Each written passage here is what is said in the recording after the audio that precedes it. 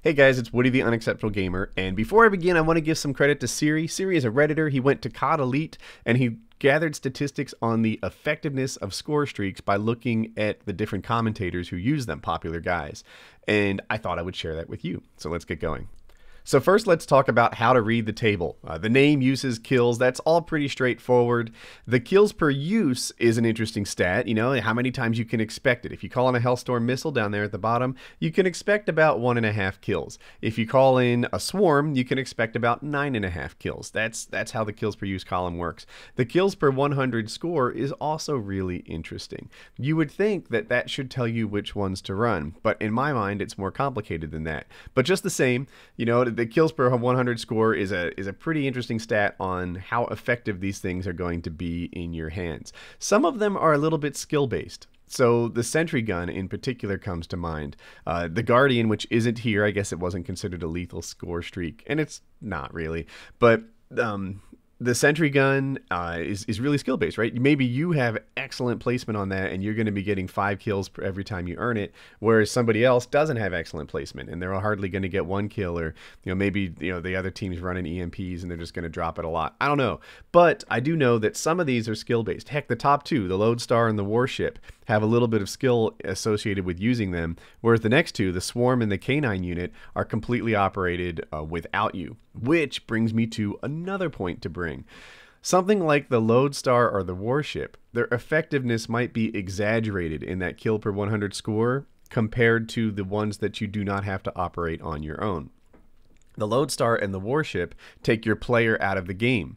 So, you could take something like a Swarm or a Canine unit and maybe make up the difference that you would have between that and the VTOL Warship, because your guy's on the ground getting the kills that you need to get while the Swarm is out there getting kills almost randomly. So that kills per 100 score doesn't tell the entire picture, because like I said, some of it is skill based, especially with the sentry gun that comes to mind, and some of it, you need to account for the fact that the player is not down there doing work.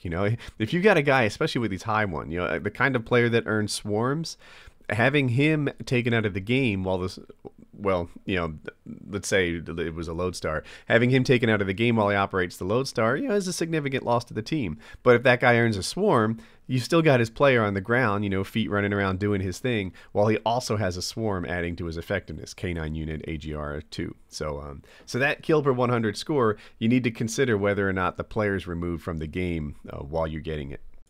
Another thing that I'd like to consider is how hard these things are to get.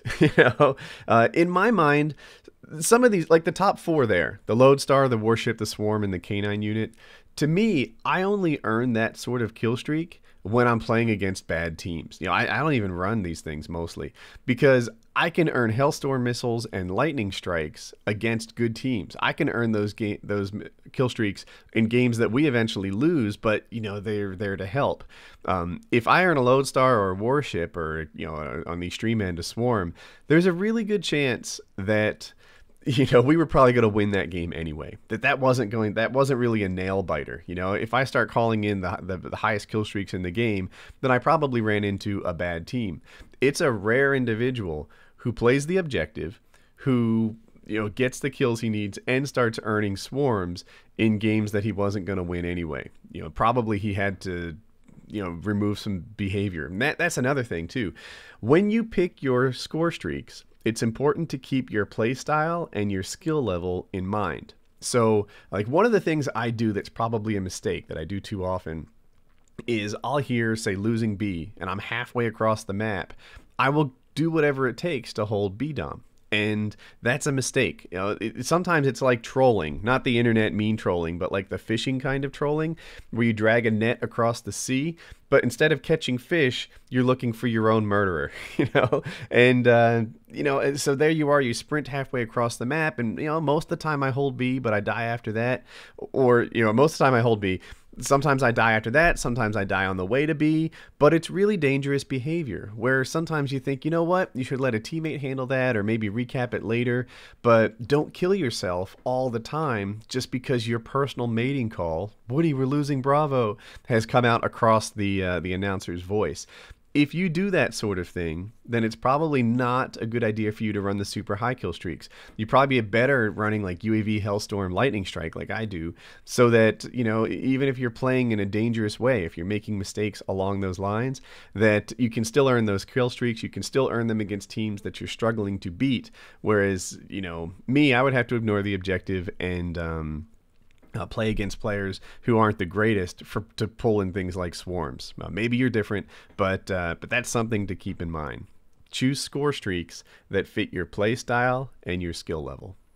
So, in summary, the kills per 100 score kind of tell you how effective it is compared to how hard it is to earn, but it doesn't account for the fact that your players pulled off the map. It also doesn't account for hard to measure things, like the fact that a sentry gun might get its 2 kills, and then you have an entire team trained to know that they can't go down that street anymore.